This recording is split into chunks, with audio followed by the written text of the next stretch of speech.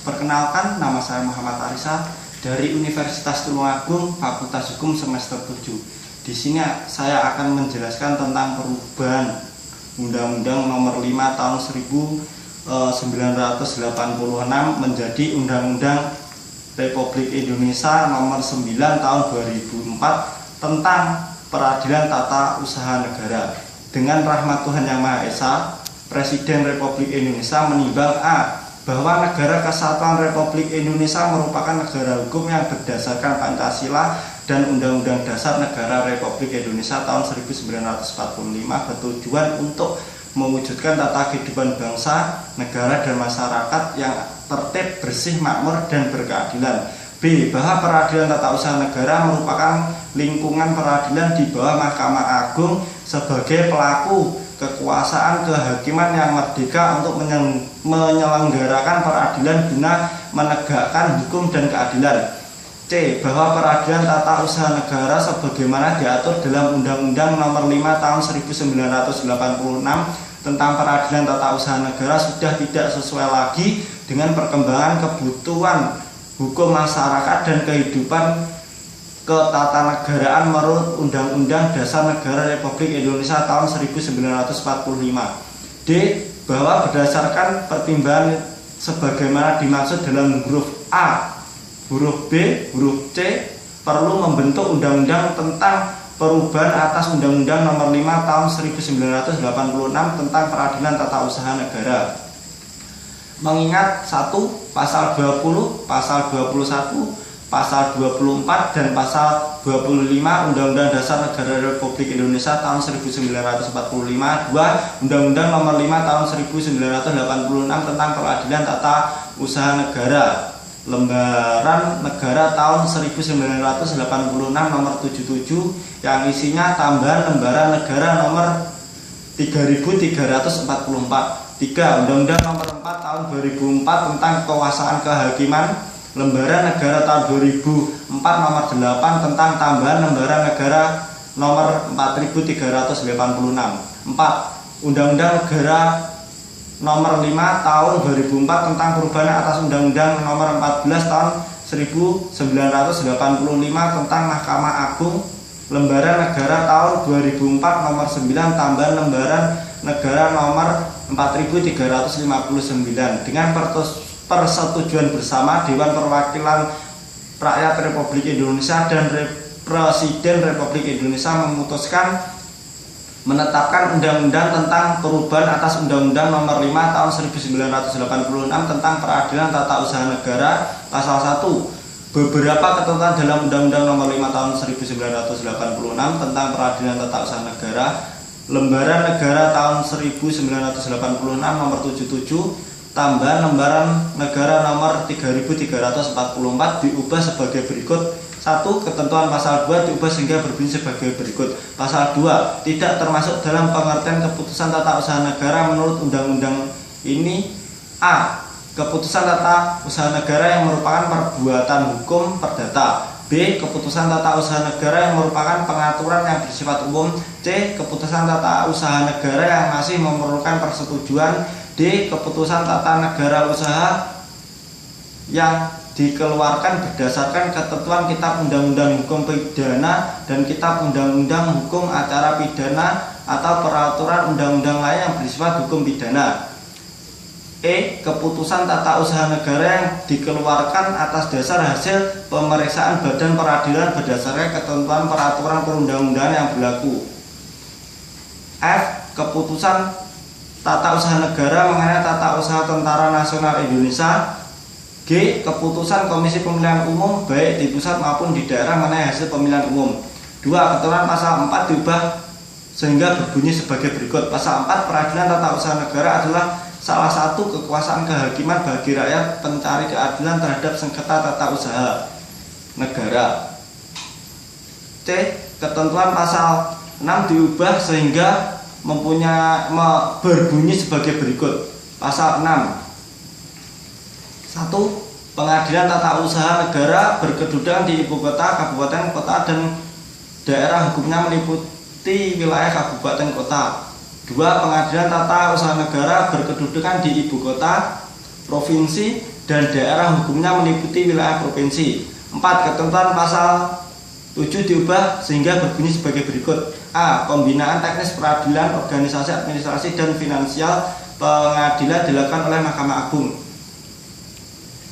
B. Pembinaan sebagaimana dimaksud pada ayat 1 tidak boleh mengurangi kebebasan hakim dan memeriksa dan memutus sengketa tata usaha negara. 5. Ketentuan pasal 9 substansi tetap, penjelasan pasal dihapus sebagaimana tercantum dalam penjelasan pasal demi pasal angka 5. 6. Di antara pasal 9 dan pasal 10 disisipkan satu pasal baru, yakni pasal 9A yang berbunyi sebagai berikut.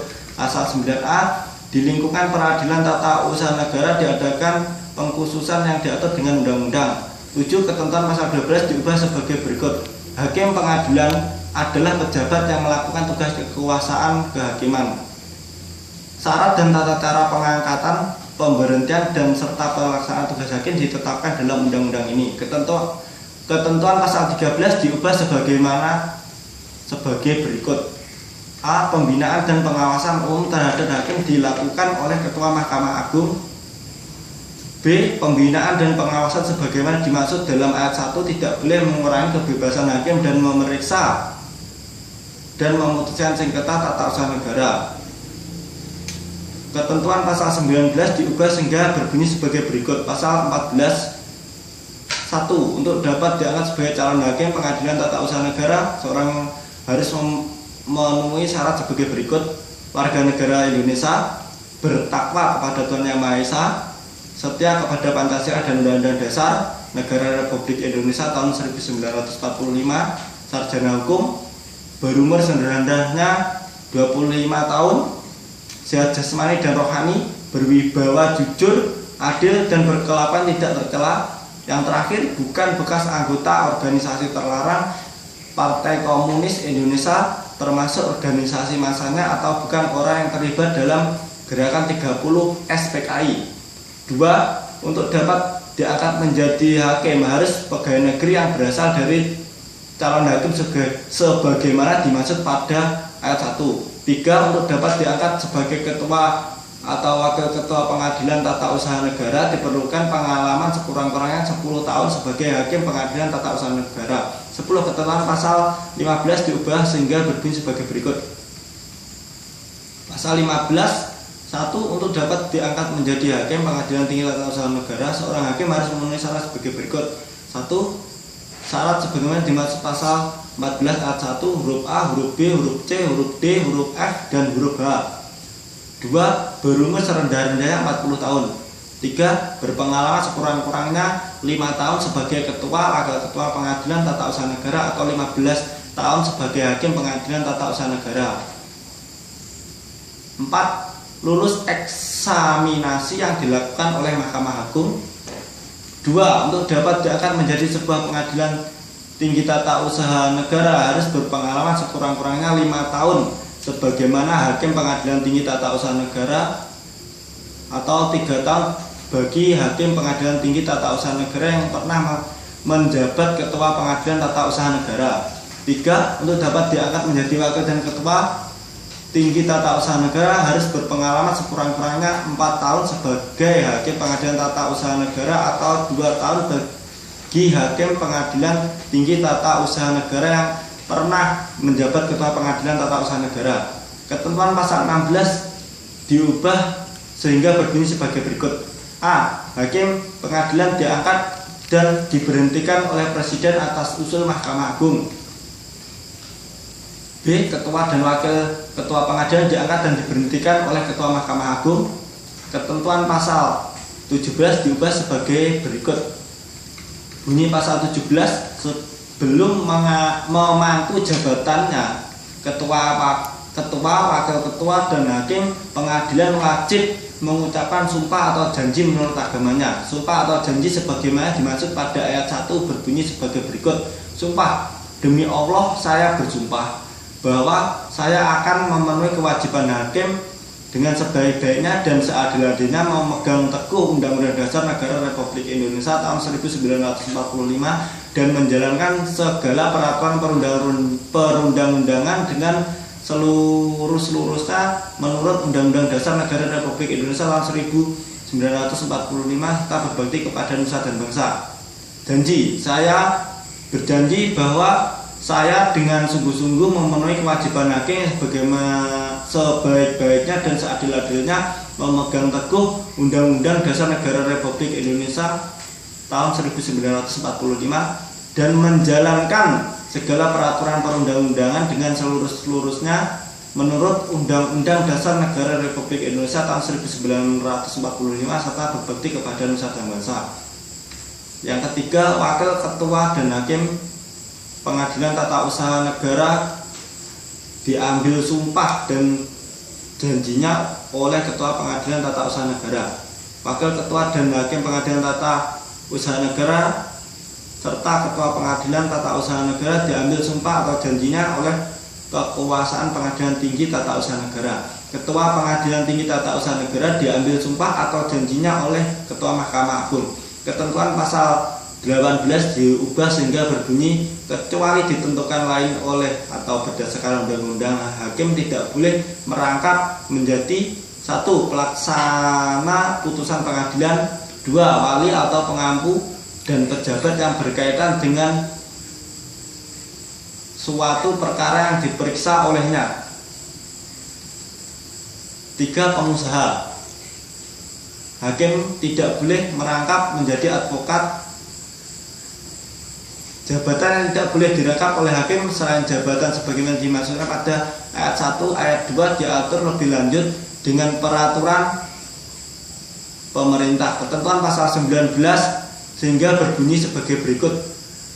Pasal 19 diubah bunyinya ketua, wakil ketua dan hakim pengadilan diberhentikan dengan hormat dari jabatannya karena A. Permintaan sendiri, B. Sakit jasmani atau rohani,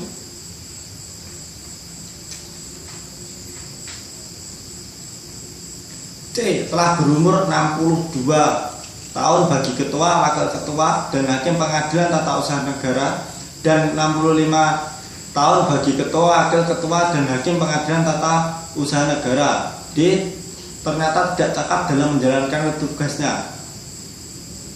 Ketua, wakil ketua dan hakim pengadilan yang meninggal dunia dengan sendirinya diberhentikan dengan hormat dan jabatannya oleh Presiden. Ketentuan pasal 20 diubah sehingga berbunyi ketua, wakil ketua dan hakim pengadilan diberhentikan tidak dengan hormat dari jabatannya dengan alasan 1. Dipidana karena bersalah melakukan tindak pidana kejahatan, 2. Melakukan perbuatan tercela, 3. Terus-menerus melalaikan kewajiban menjalankan tugasnya. Yang berikutnya, melanggar sumpah atau janji jabatan. Yang terakhir, melanggar larangan sebagaimana dimaksud dalam pasal 18. Yang kedua, pengusulan pemberhentian tidak hormat dengan alasan sebagaimana dimaksud pada ayat 1 huruf B, C, D, dan E dilakukan setelah yang bersangkutan diberi kesempatan secukupnya untuk membela diri di hadapan majelis kehormatan hakim. Yang ketiga, ketentuan mengenai pembentukan, susunan dan tata kerja majelis kehormatan hakim, tata cara pembelaan diri diatur lebih lanjut oleh Ketua Mahkamah Agung. Ketentuan pasal 21 diubah sehingga berbunyi pasal 21 berbunyi seorang hakim diberhentikan dari jabatannya dengan sendirinya diberhentikan sebagai pegawai negeri. Ketentuan pasal 22 diubah sehingga berbunyi 1. Ketua, wakil ketua dan hakim pengadilan sebelum diberhentikan tidak dengan hormat sebagaimana dimaksud dalam pasal 20 ayat 1 dapat diberhentikan sementara dari jabatannya oleh Ketua Mahkamah Agung. 2. Terhadap pemberhentian sementara sebagaimana dimaksud pada ayat 1 berlaku juga ketentuan sebagaimana dimaksud dalam pasal 20 ayat 2. Yang ketiga, pemberhentian sementara sebagaimana dimaksud pada ayat 1 berlaku paling lama 6 bulan. Ketentuan pasal 26 diubah sehingga berbunyi ketua, wakil ketua dan hakim pengadilan dapat ditangkap dan ditahan atas perintah jaksa agung setelah mendapat persetujuan Ketua Mahkamah Agung kecuali dalam hal ini: A. Tertangkap tangan melakukan tindak pidana kejahatan, B. Disangka telah melakukan tindak pidana kejahatan yang terancam dengan pidana mati, atau disangka telah melakukan tindak pidana kejahatan terhadap keamanan negara.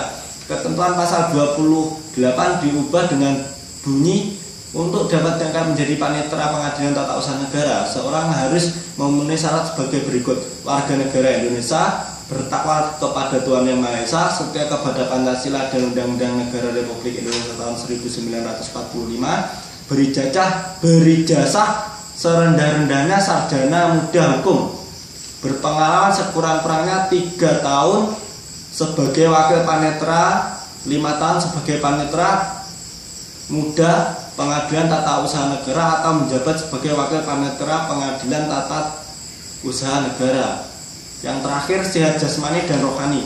Ketentuan pasal 29 diubah dengan berbunyi, pasal 25, untuk dapat diangkat menjadi panitera pengadilan tata usaha negara, seorang harus memenuhi syarat sebagai berikut. Syarat sebagaimana dimaksud dalam pasal 28 huruf A, huruf B, huruf C, dan huruf F. Berijazah sarjana hukum dan berpengalaman sekurang-kurangnya 3 tahun sebagai wakil panitera. Ketentuan pasal 30 diubah menjadi berbunyi, untuk dapat diangkat menjadi wakil panitera pengadilan tata usaha negara, seorang calon harus memenuhi syarat sebagai berikut. Syarat sebagaimana dimaksud dalam pasal 28 huruf A, huruf B, huruf C,